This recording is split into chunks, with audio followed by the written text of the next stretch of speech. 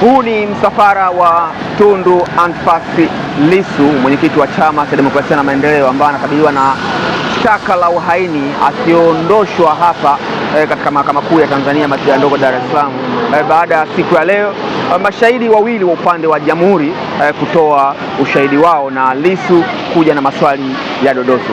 Shahidi wa kwanza ni yule ambaye alikuwa amebakia jana, ambaye amefanyiwa maswali ya kutenguliwa au ya kudodoswa na mwenyekiti wa Chama cha Demokrasia na Maendeleo.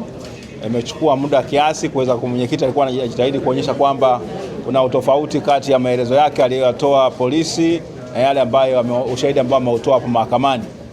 Kwa hiyo ilikuwa ni kazi ya kuweza kumpitisha katika maelezo yake aliyotoa kule polisi na yale ushahidi aliyotoa hapa na kuanza kuonyesha zile tofauti katika ushahidi wake.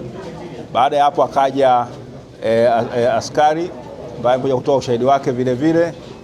Sasa na yeye vile vile ameweza kupitishwa, ni yeye ambaye huyu ni askari ambaye alimshika, anadaiwa kumshika yule mshtakiwa ushahidi wa tatu wa kificho, na ameweza kumpitisha kumuonyesha kwamba yalitokea katika tokea yule mtu anashikwa mpaka anafikishwa polisi kile kituo cha Iromba kule Mbeya, kituo kidogo, na jinsi ambavyo ushahidi ulivyotolewa na maelezo mbalimbali. Basi mwenyekiti ameweza ukazana zaidi kuweza kuonyesha kwamba inakuwaje hao watu kila mtu aliperuzi au alipitia mtandao wake tarehe 4 ya mwezi wa 4, na inakuwaje kwamba watu hao ambao wameshikwa ni wale madereva wa bodaboda. Yule mwingine of course alikuwa ni mtu wa umeme. Basi mwenyekiti alikuwa anajitahidi kuweza kuonyesha kwamba kuna kitu kikubwa, lakini hoja kubwa ambayo ameibua leo ilikuwa ni kwamba mwenyekiti alikuwa anaonyesha mshangao wake, inakuwaje kama watu walisema watapiga watu na watafanya vurugu,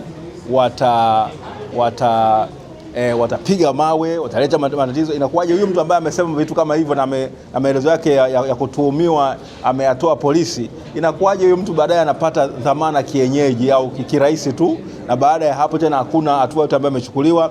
Na mwenyekiti akawa amejivuta zaidi hata kufikisha mpaka inafika tarehe 29.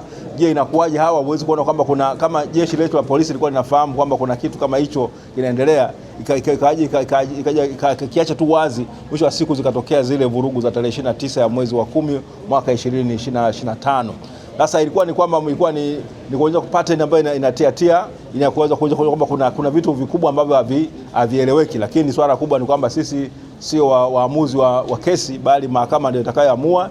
Mahakama itapitia ushahidi wote kuangalia kwamba yale maswali ya mwenyekiti yalikuwa ni ya msingi au sio ya msingi. Hoja ambazo zimejengwa na upande wa mashtaka, je, ni za msingi?